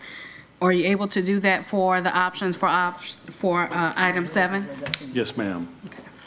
For this item, this is essentially this is the board is considering approving a situation where a charter school wants to expand its enrollment beyond 120% beyond the cap.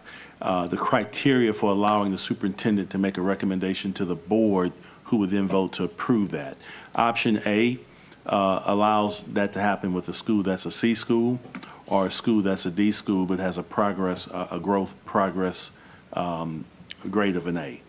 Option B only allows it for a C school, if I remember correctly. I think I got that right. So I think what the board is, the motion on the floor is to approve option A right now, and that's to allow a school that's a C or a school that's a D to increase the enrollment cap with the superintendent's recommendation and the board's vote for approval. C as in cat, D as in dog? Yes, ma'am.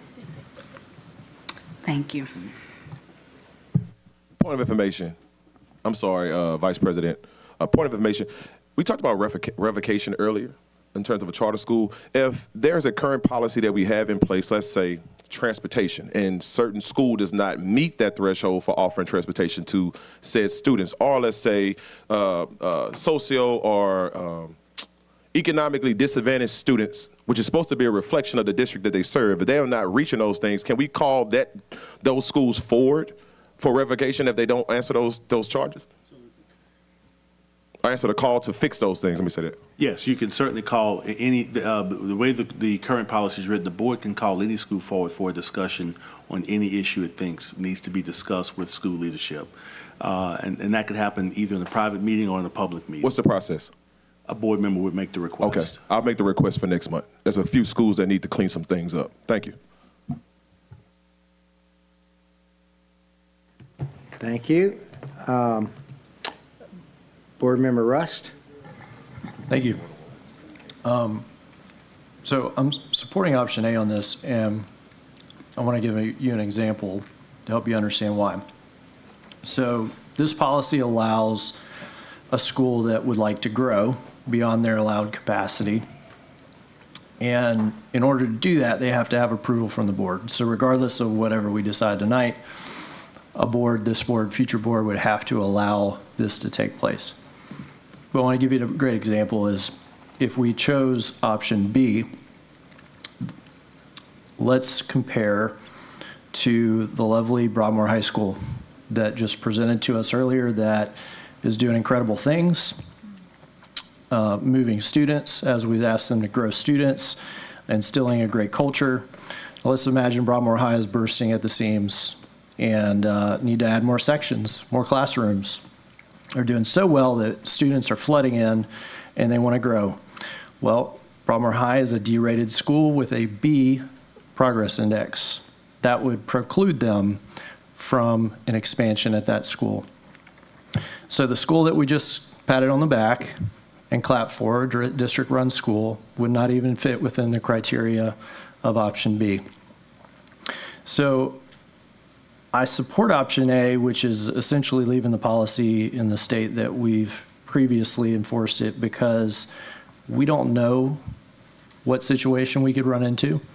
But we could have a D-rated school with an A-rated progress index that's bursting at the seams that could be surrounded by F-rated district-run schools or F-rated charter schools or F-rated type 2 charter schools where kids are growing.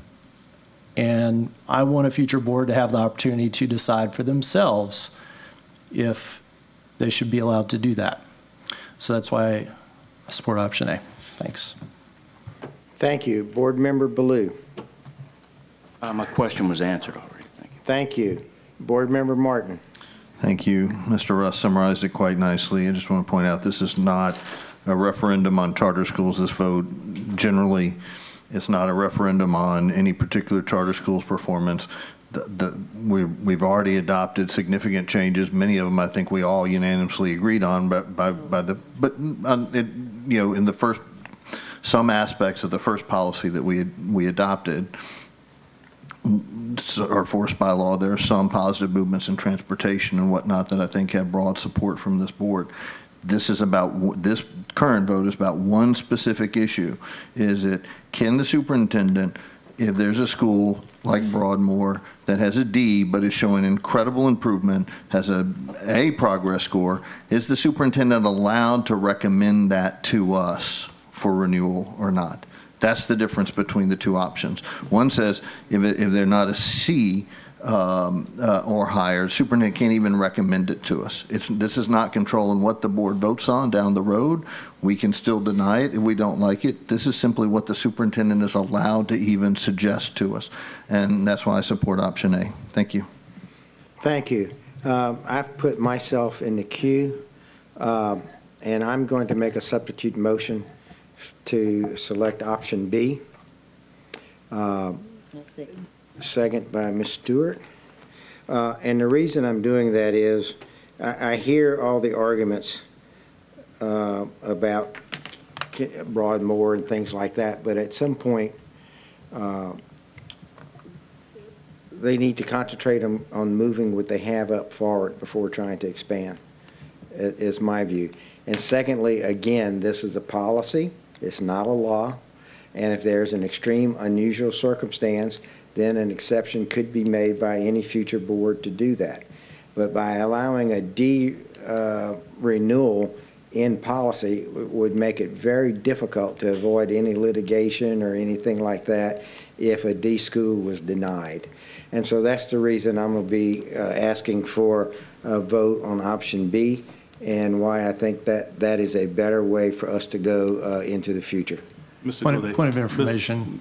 Mr. Gaudet, per Robert's rules, as chair, you should probably let someone else make. Per Robert's rules, with a small board like this, it is, I've read it, it's perfectly okay for a board president or someone conducting the meeting to do it if there's less than 15 members on the board. Yeah, my reading is as long as no one else is willing to do it, you could do it. So, Point of personal privilege, I will put up a substitute motion to adopt option B. Thank you. Thank you. I had a question for council. I just want to make sure what we're voting on, because I've heard a couple conflations on what we're talking about. And I heard the renewal a couple times with this option. This I'm sorry, item isn't about renewals, right? It's about expansion of enrollment. Okay. Thank you. My bad. I apologize for that. Are there any other requests from board members to speak? I don't think that we'd already done the online comments. So we have the substitute motion, which is to accept option B. All in favor of accepting option B signify by saying aye. Aye. Those opposed signify by saying nay. Nay. Nay. Madam Secretary, would you please open the electronic voting? Please vote.